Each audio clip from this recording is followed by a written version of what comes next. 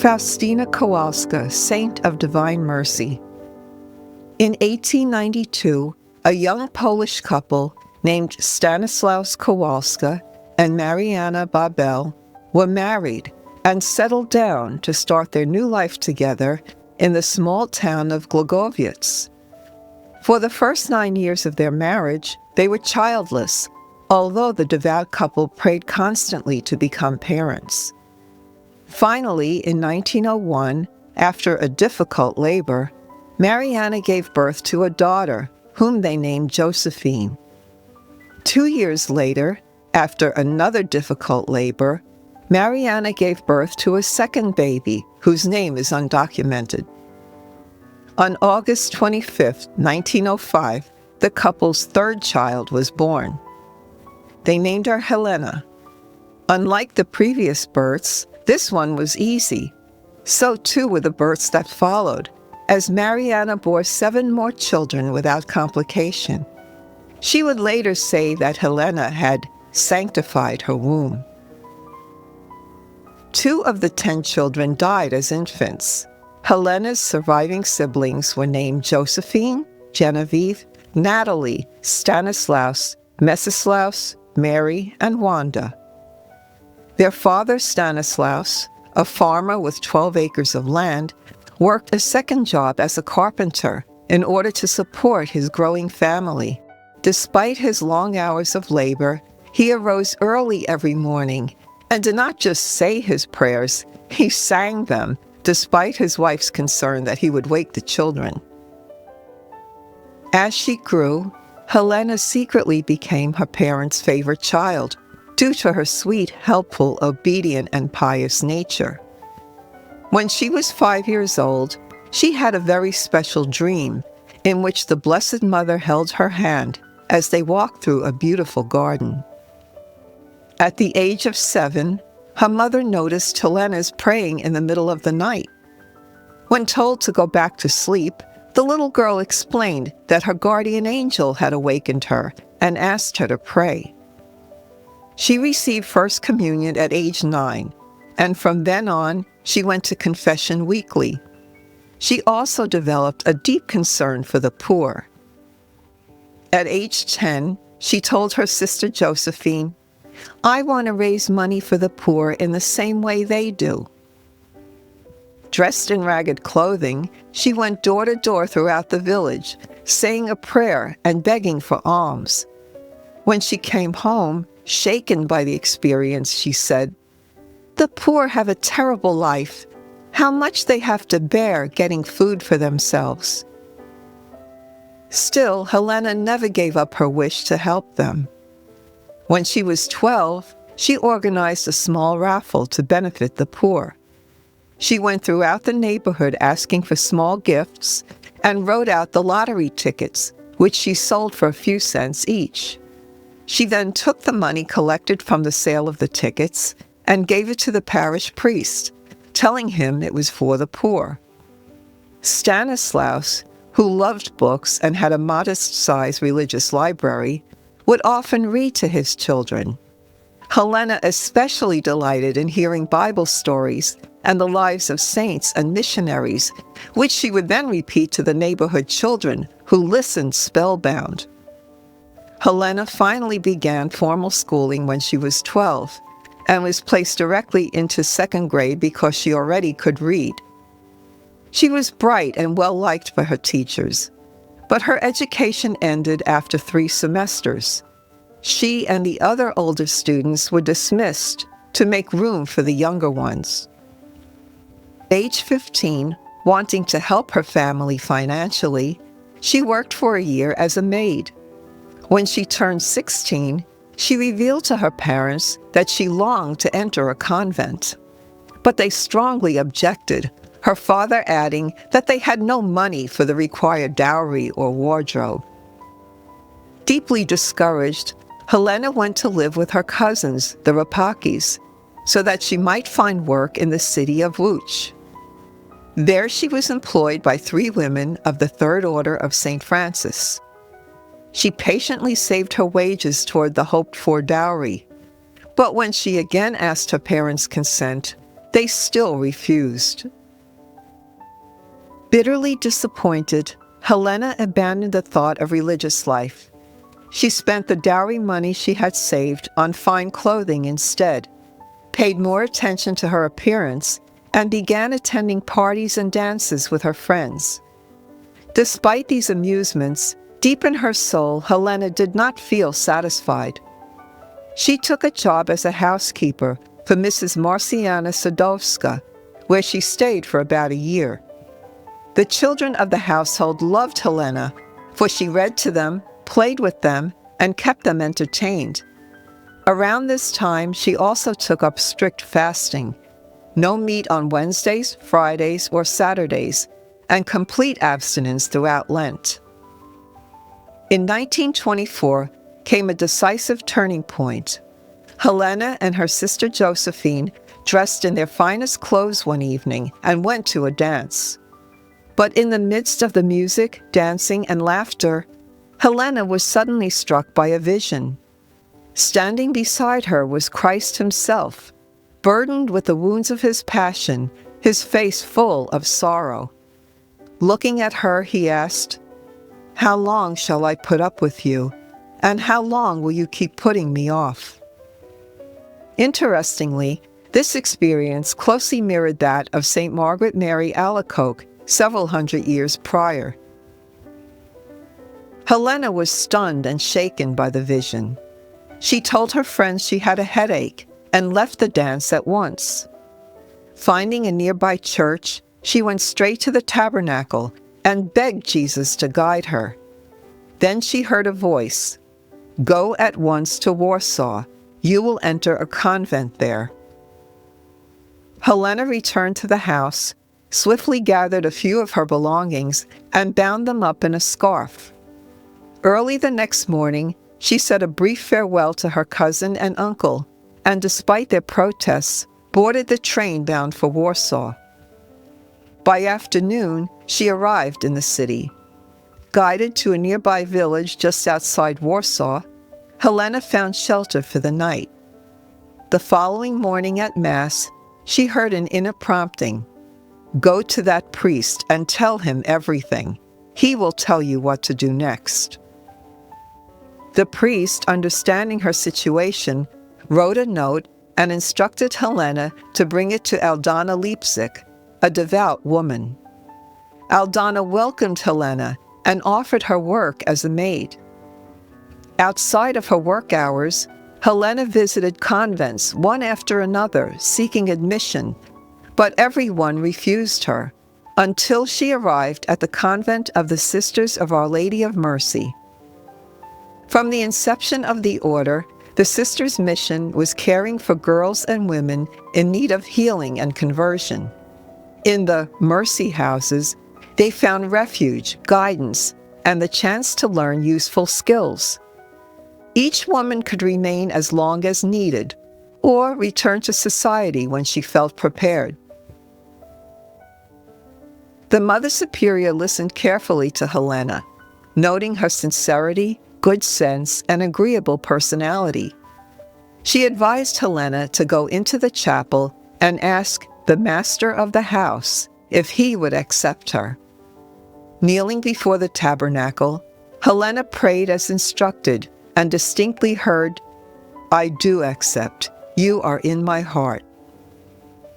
When the Mother Superior learned of this, she assured Helena, "If the master of the house has accepted you, then I do as well."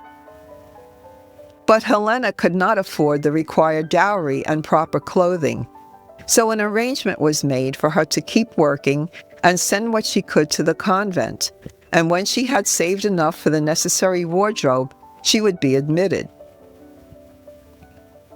In 1925, Helena entered the Congregation of the Sisters of Our Lady of Mercy as a postulant and was assigned to kitchen work.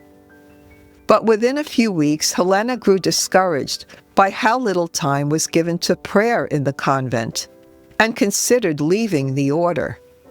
She longed for more prayer and less kitchen drudgery. Yet, before she shared her decision with the Mother Superior, Helena saw another vision of the suffering Christ, who said, It is you who will cause me this pain if you leave this convent. It is to this place that I called you and nowhere else, and I have prepared many graces for you." That vision resolved her doubts, though her struggles in the kitchen continued. Often the heavy pots of potatoes were too much for her, most likely because her own habits of strict fasting and long hours of prayer left her physically weak. She would often end up spilling the potatoes on the floor. Troubled, Helena confided her difficulty to Jesus.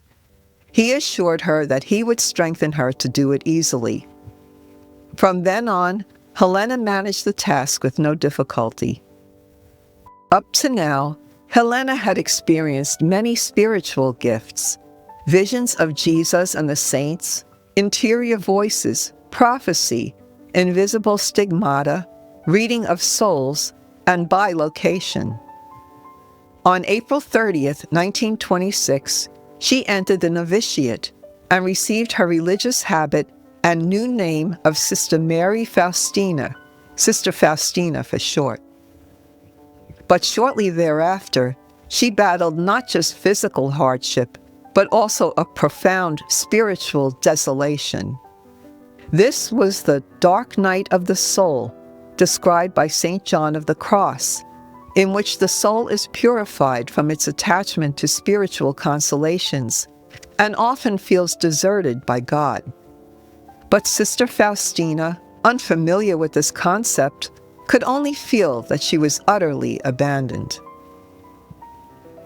When she was younger, Faustina had been deeply devoted to Saint Therese of Lisieux, and so she decided to begin a novena in her honor.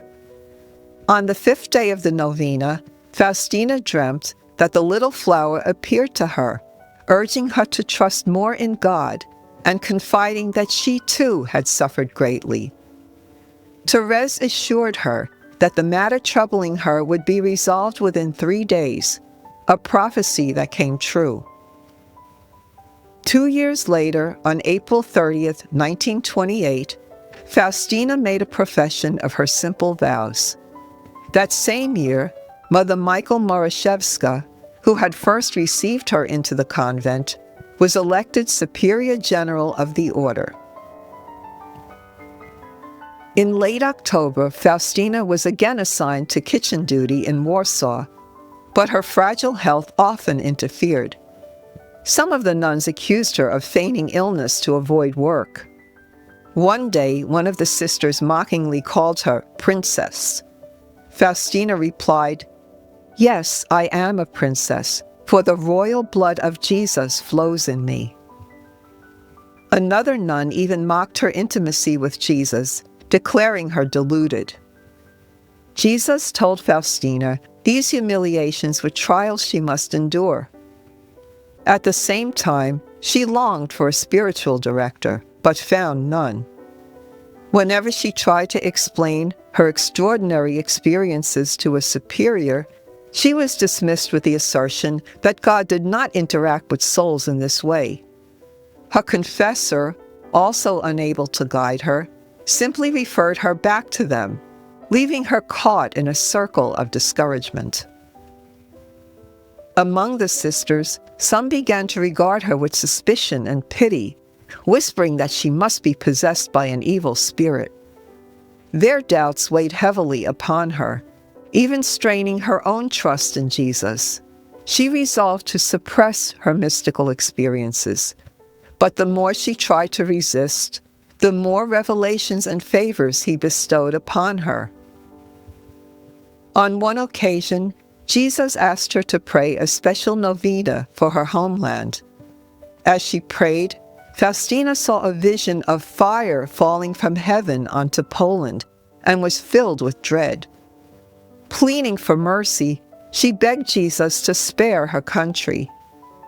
He asked Faustina to unite her sufferings with his for 7 days during Mass. On the 7th day, he appeared again, and at her request, he blessed the whole nation. From then on, she carried Poland, and especially Warsaw, in all her prayers. Faustina was often moved from one convent to another. At the convent in Płock, she again lacked the strength for heavy kitchen duties and was reassigned to the bakery. Though this task was exhausting as well, she resolved to carry it out as best she could. It was there in Płock, on the evening of February 22, 1931, that Faustina received a vision which became the foundation of the Divine Mercy devotion. Jesus appeared to her clothed in white, one hand raised in blessing, the other pointing to his heart, from which poured two great rays of light, one red, the other white. He told her that he wanted a painting of this image to be made, with the inscription, "Jesus, I trust in you." When she protested that she was no artist, Jesus replied that she would be given help. If you're enjoying this video, please like and subscribe, and share the video with your friends. In addition, you can hit the thanks button, or the hype button if it pops up. Hype is a new YouTube feature that helps smaller channels get recognized.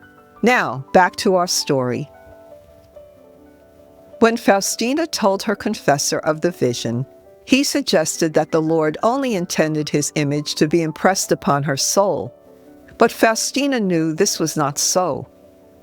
Later, Jesus appeared again, insisting that the image be painted with a brush, and that the Sunday after Easter be established as the Feast of Mercy. He promised that those who venerated this image would be saved at the hour of death.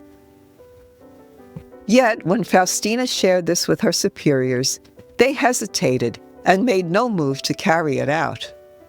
She prayed all the more earnestly for a spiritual director who would be wise and discerning, someone capable of guiding her. In 1932, Faustina and two other sisters were sent to Warsaw to begin their third probation, the time of preparation for their perpetual vows. During this probation, she was beset with heavy trials. She was suffering from tuberculosis, as yet undiagnosed, and, to her sorrow, one superior who had once been supportive now bluntly asserted to Faustina that Jesus could never appear to a sinner like her. These words cut deeply into her sensitive soul. Amid this discouragement, one person supported her, Mother Margaret Gimbut, the directress of probation. She counseled Faustina to remain steadfast, to keep cooperating with God's grace, and to make faithfulness to his promptings the mark of her religious life. While attending her annual retreat at Wallendorf, Faustina met Father Edmund Elter, a Jesuit who had once taught ethics at the Pontifical Gregorian University in Rome. During confession, she opened her heart to him about her extraordinary spiritual experiences. Father Elter reassured her, saying, "Sister, you distrust the Lord Jesus because he treats you so kindly. Well, sister, be completely at peace. Jesus is your master, and your communing with him is neither daydreaming, nor hysteria, nor illusion. Know that you are on the right path. Please try to be faithful to these graces. You are not free to shun them." He encouraged her to pray for a permanent spiritual director. This first recognition by a priest of the authenticity of her experiences greatly comforted Faustina, restoring peace and serenity to her soul. Not long after, Faustina began asking Jesus to accept her as a victim soul. She was shown what this would demand, including false suspicion and attacks on her good name. Jesus assured her that he did not require this of her, yet she still longed to offer herself. Jesus then told her tenderly, "You are the delight of my heart. From today on, every one of your acts, even the smallest, will be a delight to my eyes, whatever you do." As a victim soul, she sometimes took upon herself the sufferings of others, including the girls cared for by the nuns at the convent. Once, when one of the girls was experiencing temptations to suicide, Faustina took on this suffering, which lasted for 7 days. During Lent, she endured an interior stigmata, sharing in a hidden way the depths of Christ's passion. Despite her physical suffering and spiritual trials, Faustina kept her cheerfulness and humor. One Christmas, a former novice mistress gave her a box of small chocolates shaped like violins. Showing them to another sister, Faustina joked, "Look, sister, what beautiful violins! But how difficult it is to play a harmonious melody to Jesus on them." She loved to talk and found the convent's rule of silence hard to bear. But during recreation periods, she was lively and animated, often leading the conversation, especially when it concerned the things of God.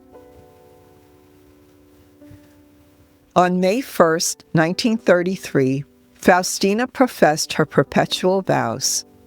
Soon after, she was sent to the convent in Vilno as chief gardener, though she had no knowledge of gardening and felt anxious about the assignment. She also was saddened at leaving a confessor at Warsaw who had understood her. But Jesus reassured her. She received permission from her superiors to stop at Czestochowa on her way to Vilno to pray at the shrine of Our Lady. Once in Vilno, she received practical lessons from the Redemptorist fathers and a missionary brother who was a professional gardener. Faustina learned quickly and did her job so skillfully that when guests were later shown around the grounds, one exclaimed that the convent must have an expert gardener.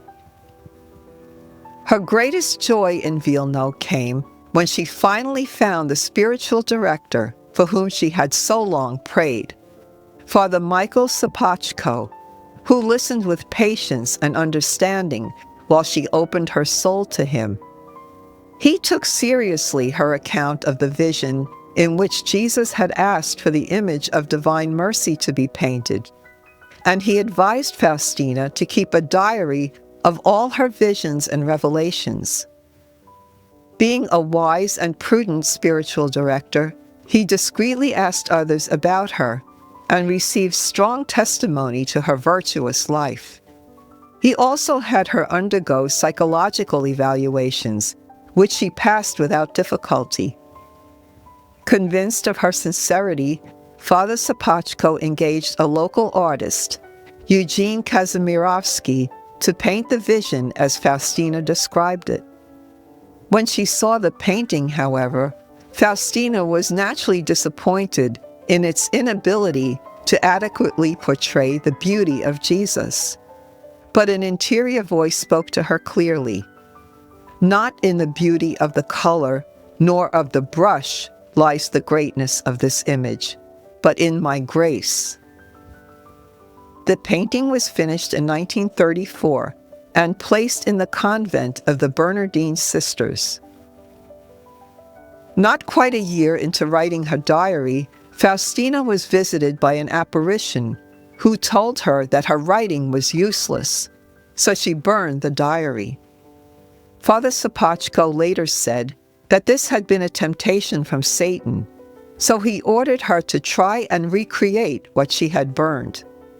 She complied, which is why the diary as it exists today is not chronological, but is rather arranged in a spiritual, inspirational order to convey the message of divine mercy. One day, the Blessed Virgin appeared to Faustina, warning her that she would suffer greatly, both physically and psychologically, on account of the image of divine mercy. Soon afterward, Faustina endured a terrifying vision of enormous black dogs who threatened to tear her apart because she had snatched so many souls from them. Knowing they were demons, she calmly told them to do as they pleased if it was God's will. At that, they vanished. 3 days later, she fell gravely ill and was given the last rites by Father Sapachko. She later recovered, but the ordeal left her deeply shaken. In February 1935, after completing her annual retreat, Faustina received the distressing news that her mother was gravely ill. With permission from her superiors, she traveled back home, where she reassured her mother that she would recover, which later proved true.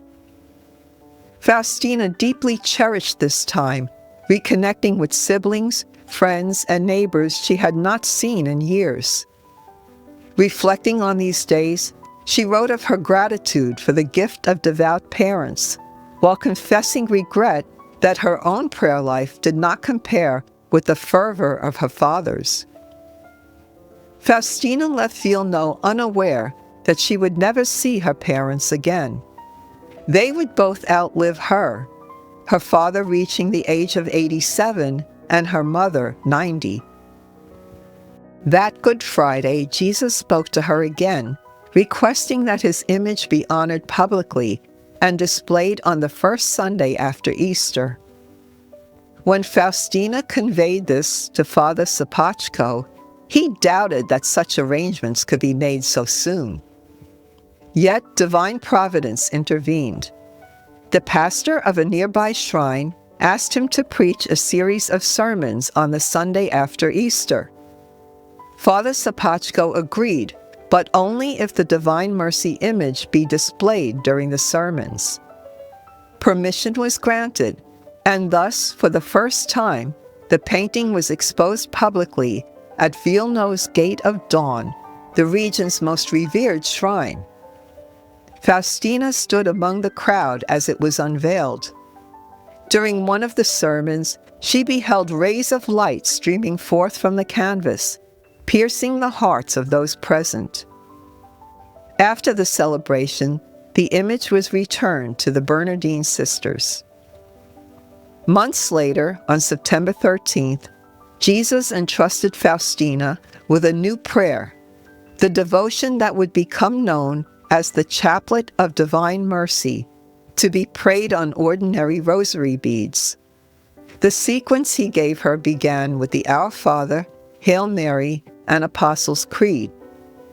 On each Our Father bead she was to say, "Eternal Father, I offer you the body and blood, soul and divinity of your dearly beloved Son, our Lord Jesus Christ, in atonement for our sins and those of the whole world." On the Hail Mary beads, "For the sake of his sorrowful passion, have mercy on us and on the whole world." To close, she was to repeat 3 times the invocation, "Holy God, Holy Mighty One, Holy Immortal One, have mercy on us and on the whole world." The following year, under Father Sapachko's direction, the Cybulski Publishing House in Krakow produced prayer cards featuring the Divine Mercy image on the front and the chaplet on the reverse side. Toward the end of that year, Jesus revealed further that he wished the painting to be publicly venerated in a church rather than kept within the Bernardine convent. The image was eventually moved. In June 1935, Faustina felt an inner call to found a new congregation, though she had no idea how to proceed. When she sought guidance from Father Andrus, he told her not to act without approval from her superiors.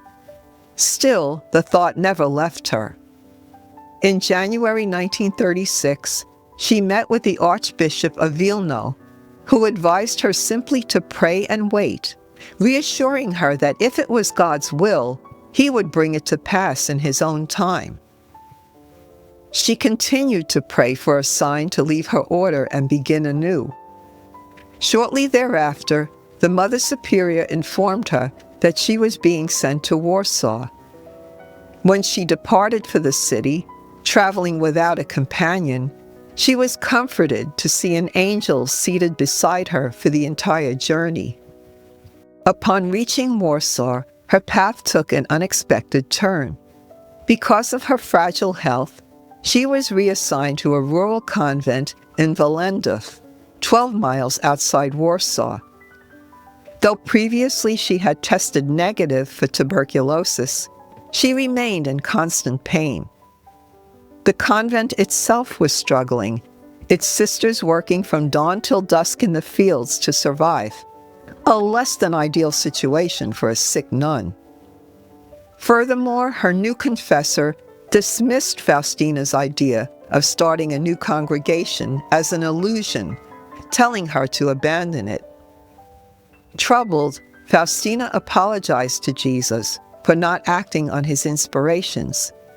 Patiently, he answered her, "Always tell your confessor about everything I say to you and command you to do, and do only that for which you obtain permission.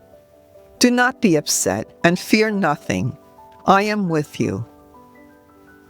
Her health continued to decline, and she was soon transferred to a small house secluded in the woods near Walendów. For a short while, she found rest and peace amid the quiet and the beauty of nature. But it was soon judged necessary to send her to Krakow, where doctors could better care for her. There she was sent to a lung specialist, and within 5 days was confined to bed with acute pain. She was diagnosed with tuberculosis and ordered to live apart from the other sisters to prevent contagion, though she was still expected to complete her assigned duties.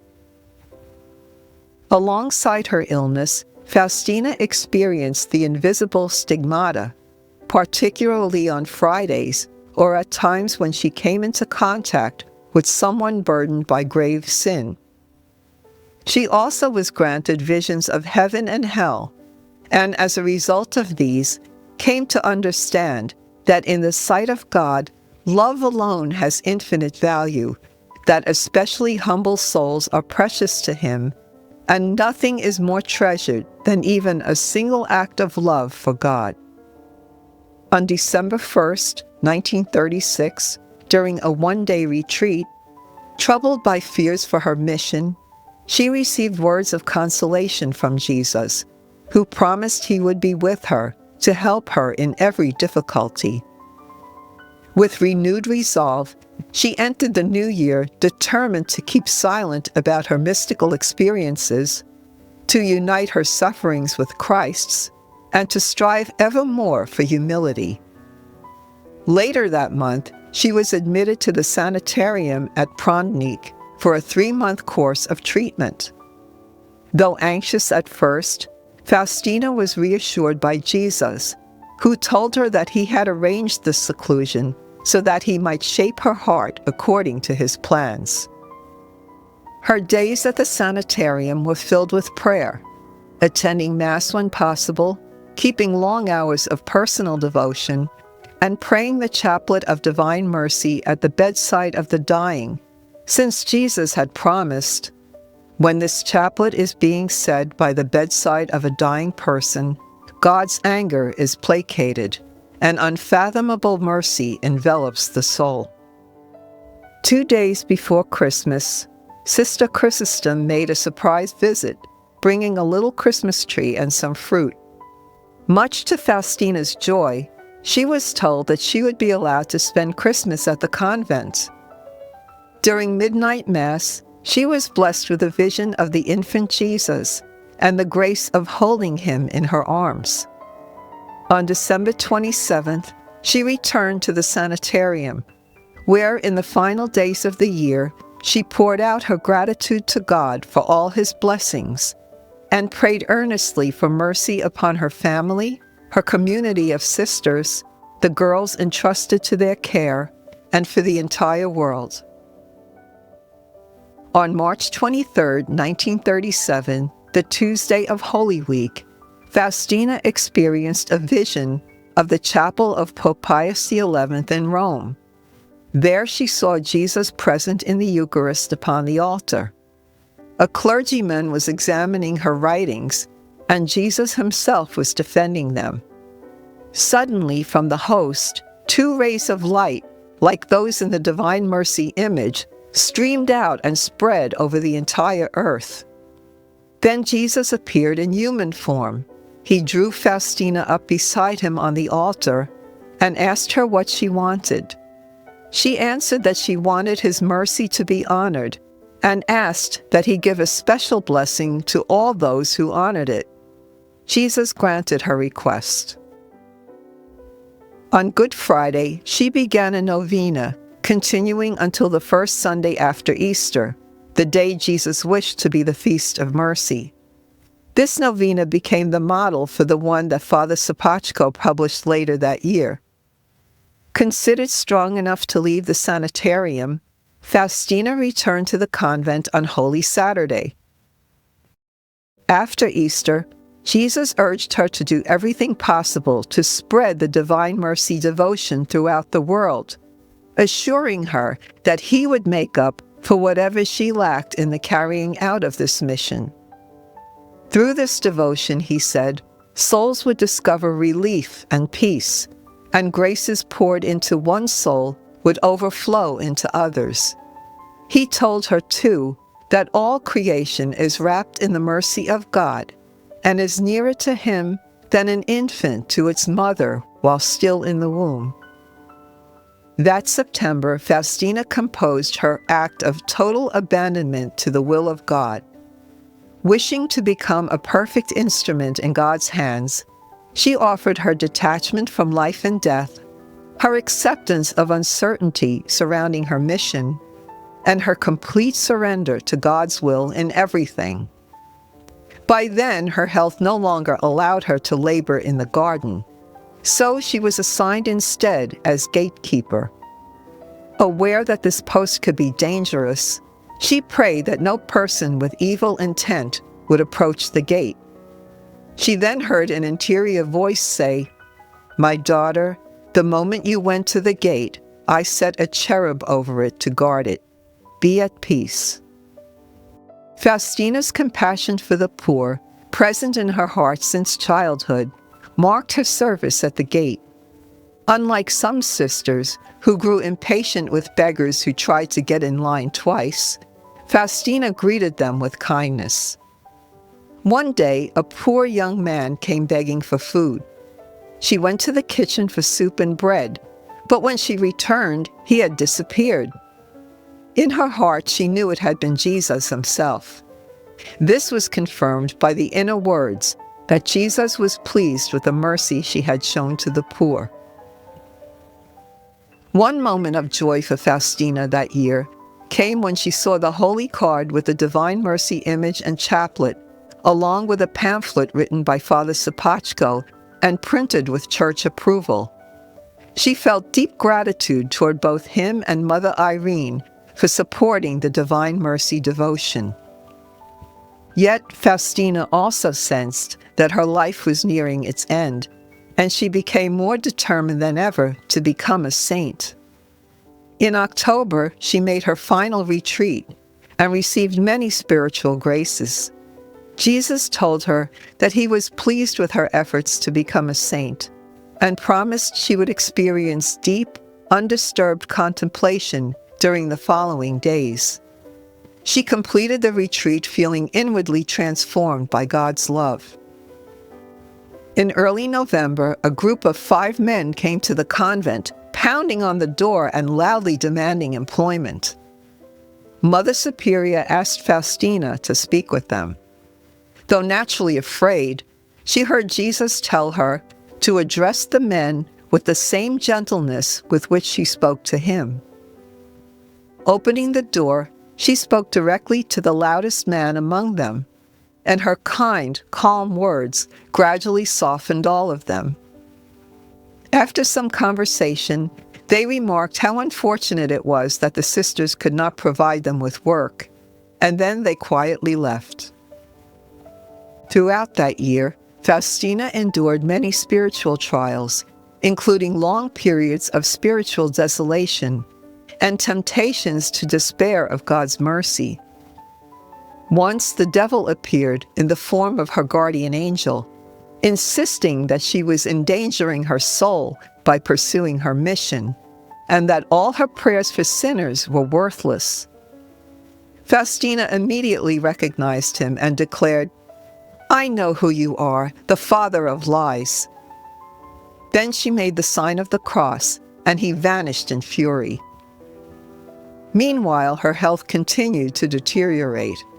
She felt as though her lungs were tearing apart with every cough, and eating became almost impossible because of painful burning in her intestines. On New Year's Day of 1938, she wrote in her diary, "Welcome to you, New Year, in the course of which my perfection will be accomplished." This was prophetic of the end of her earthly existence and entrance into eternal life. She was so ill that she was bedridden for most of January. Even so, she occupied herself writing about divine mercy, crocheting lace for the altar, and praying fervently for sinners. Remaining true to her intention to be a victim soul, she suffered the stigmata on her hands, feet, and side every Friday. One day she heard Satan whisper that she should pray for death after Holy Communion the next day, insisting that God would grant her such a request. Faustina remained silent, centered in God's will, refusing to engage. Later, Jesus appeared to reassure her that Satan had gained nothing because she did not enter into dialogue with him.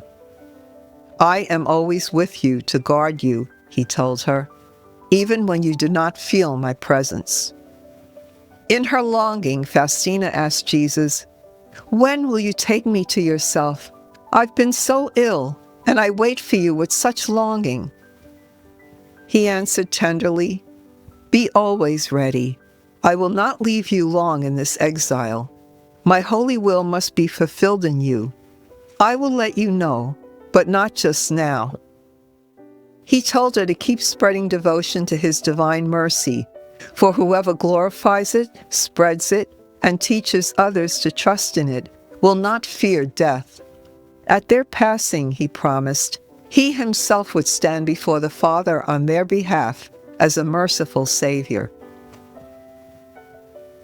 By the end of January, Faustina improved enough to eat meals with the sisters and pray with them, but was not yet well enough to resume her normal tasks. In February, she entered again into a dark night of the soul, tormented by doubt, temptations, and a profound and utter emptiness. But this served to further deepen her humility. Later, Jesus consoled her with the words, "My bride, you always please me by your humility. The greatest misery does not stop me from uniting myself to a soul, but where there is pride, I am not there." He explained further that trust is the vessel by which grace is received, and that the more a soul trusts in God, the greater the graces. It is for this reason that the image of mercy bears the words, "Jesus, I trust in you." Jesus also told Faustina that she and others should dedicate the 3 o'clock hour to prayer for the whole world, especially sinners. He assured her that at that hour she could obtain great graces, since it was the hour on Good Friday when his mercy was poured out on all. During Lent, Faustina wrote in her diary that when Jesus told her to love those who hated her, she told him that she found this hard because she felt no love for them. Jesus' response is, in my opinion, one of the most compelling entries in Faustina's diary. "It is not always within your power to control your feelings," he said. "You will recognize that you have love if, after having experienced annoyance and contradiction, you do not lose your peace, but pray for those who have made you suffer and wish them well." Faustina's health fell into rapid decline. She weakened to the point of losing consciousness from pain, drenched in cold sweats. The sisters, moved by her suffering and convinced of her holiness, believed her death was near. Many of them quietly asked her to pray for them when she reached heaven. One sister with tuberculosis even asked that Faustina intercede on her behalf for an early death, so she would not be a burden to the other sisters. Faustina told her that she would die 1 year after her own passing, a prophecy that indeed came to pass. Amid her suffering, Faustina was also granted moments of luminous grace, visions of heaven, angels, and saints.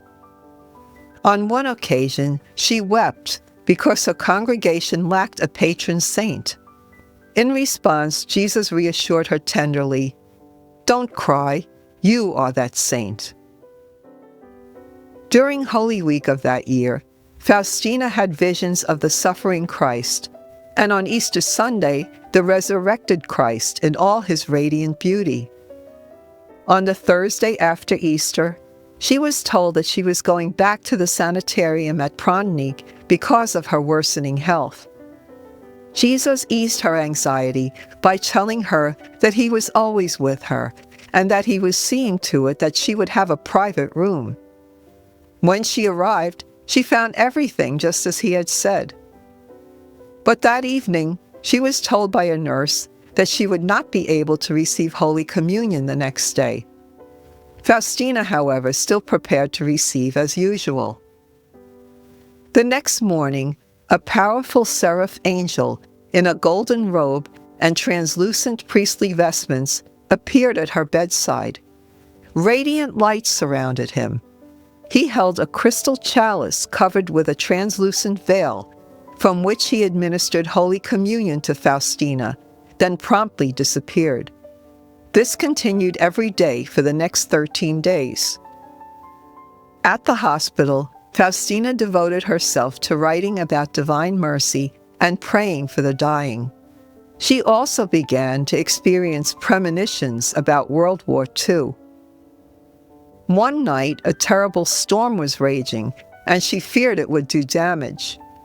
An inner voice instructed, "Say the chaplet I have taught you, and the storm shall cease." Faustina obeyed, and before she had even finished the chaplet, the storm was over. That summer, Faustina received visits by Mother Irene and Mother Michael, whom she entertained with stories about her life at the hospital. Although Faustina's health was deteriorating, she was a positive and inspiring presence at the sanitarium. Even when she could not speak much, her pleasant disposition uplifted those around her. One doctor, who had been newly baptized, loved to talk with her about spiritual matters. But when Mother Irene heard of Faustina's worsening condition, she rushed to the hospital and insisted that Faustina return to the convent. Faustina hesitated, not wishing to be a burden to the other sisters, but she finally agreed. She returned to the convent on September 17th. On the 26th, Father Sapachko visited her for what would be the last time, and was struck by the saintliness he perceived in her. She revealed to him privately the date of her death, given to her by Jesus. Talk of war had been rampant for the last few months, and although many people thought it would not last long, Faustina knew the war would be long and horrible because of revelations Jesus had made about it. But he also told her that because of his special love for Poland, he would exalt it if it remained obedient to his will. He revealed that a spark would come from Poland to prepare the world for his second coming. The nature of this spark was not revealed, although many since have speculated about it. On October 5th, Faustina told a fellow nun that Jesus would be coming to take her to heaven that same day. At 4 o'clock, she made her last confession, and at 9 p.m., the sisters gathered at her bedside to pray for her. After they left, one sister remained in the room with Faustina. At 10:45, the nun realized that Faustina was dying and ran to get the others. But by the time they got there, Faustina had already entered into eternal life. She was buried on October 7th in the common grave of the convent. Prior to her death, she had requested that her family not be informed of her death because she did not want them to undertake the considerable expense of traveling to attend her funeral. Up to that time, most of the sisters in the congregation knew nothing of Faustina's mystical experiences or her role in the Divine Mercy devotion and the prayer cards that were distributed among the convents. But in 1941, Mother Michael revealed all of this to the sisters, who were astonished. The Divine Mercy devotion began to spread quickly throughout Poland, and lines of visitors formed at Faustina's grave. When, during the war, the Nazis threatened to close down the convent, which happened 3 times, the sisters prayed at Faustina's grave, begging her intercession with God to spare them. The convent stayed open throughout the war. But in 1959, based on some misinformation, the Holy See made a declaration to stop the Divine Mercy devotion. The cause for Faustina's beatification officially began in 1968, following 5 years of preliminary work done by Archbishop Karol Wojtyła, who would later become Pope John Paul II. In 1978, the declaration to halt the Divine Mercy devotion was reversed after a thorough re-examination. On April 30th, 2000, Saint Faustina Kowalska was canonized by Pope John Paul II. Faustina's diary was preserved after her death by her religious order, who recognized its spiritual significance. It was comprised of 6 handwritten notebooks, begun in 1934, with the last dated entries written in June 1938. Over time, the writings were compiled, safeguarded, and gradually published, along with a small notebook on the way she prepared for Holy Communion. The original manuscripts were entrusted to church authorities, and the diary was ultimately recognized as a gem of mystical literature, widely distributed as the spiritual classic, Divine Mercy in My Soul, the Diary of Saint Maria Faustina Kowalska. The diaries were included in the official investigations before Faustina's beatification and canonization, serving as foundational evidence of her mystical experiences and the Divine Mercy devotion. Today, the original manuscripts are preserved by her religious congregation in Krakow, and the text is available worldwide in numerous languages. Saint Faustina did not live to see the foundation of her new community. Increasingly ill and obedient to her confessor and superiors, she remained within her existing convent and gradually came to understand that the Divine Mercy message and movement might extend beyond a single contemplative order to a broader spiritual movement open to many forms. After her death, Father Michael Sapachko guided a group of women inspired by Faustina's vision. In 1942, these women founded the Congregation of the Sisters of Merciful Jesus in Wilno, directly fulfilling the Lord's request made to Faustina. Thus, although Faustina herself did not leave her congregation or see the new order established in her lifetime, her inspiration bore fruit after her death, when her confessor and followers created the new community as she had foretold. Saint Faustina Kowalska is best known as the patron saint of mercy and the apostle of divine mercy. Her feast day is October 5th.